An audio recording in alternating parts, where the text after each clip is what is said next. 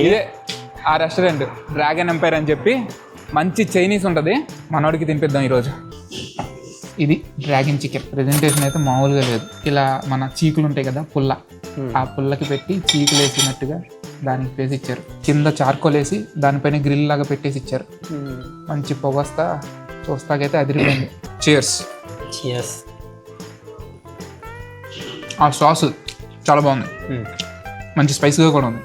ఈరోజంతా మనోడు చెప్తాడు రేటింగ్ అంతది 3.5. Okay, approved. సేమ్.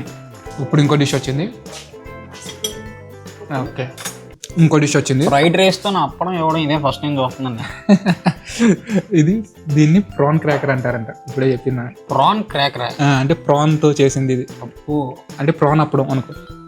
చూస్తాకైతే ఇలా ఉంది. దీన్ని మధ్యలో హాఫ్ బాయిల్డ్ ఎగ్, అటేపు ఇటేపు అప్పడం మనోడు చెప్పినట్టుగా, ఇటు పక్కన అటు పక్కన చికెన్ చీకులు. దీని పేరు నాసీ గోర్గియన్. దీంట్లో కూడా చిన్న చీకులు లాంటివి ఇచ్చారు. ఒకటి మనోడికి, ఒకటి నాకు. ఆస్తి పంపకాలు జరుగుతుంది. ఒక అప్పడం మనోడికి, ఒక అప్పడం నాకు. ఒక కర్రీ పఫ్ నాకు, ఒక కర్రీ పఫ్ నీకు, ఒక జిలేబీ నాకు, ఒక జిలేబీ నీకు. రైస్ అయితే చూస్తాక చాలా బాగుంది. కొంచెం వెట్టుగా కూడా ఉంది రైస్. మనలాగా డ్రై ఫ్రైడ్ రైస్ లాగా కాదు కదా, కొంచెం వెట్టు ఉంది. అలా ఉంది, బాగానే ఉంది. అప్పుడు ట్రై చేద్దాం. ఎలా ఉంది? తందూరికి మసాలా అంతా పెట్టి చేయకుండా ఇచ్చినట్టు ఉంది. Fried rice okay. ఎంత? Fried rice 3.5. ఓకే, ఇప్పుడే తింటాం అయిపోయింది. అయిపోయిన తర్వాత ఇది మనకి సోప్ అలా ఇస్తారు కదా, ఈ రెస్టారెంట్లో ఇలా జింజర్ క్యాండీ అని ఇస్తారు. ఇది జింజర్ క్యాండీ అంటే మన అల్లం ఉంటుంది కదా, దాన్ని పంచదార పాకంలో నానబెట్టి ఎండబెడతారు. పైన ఉన్నదంతా పంచదార పాకం లాగా అనమాట. ఎలా ఉంది?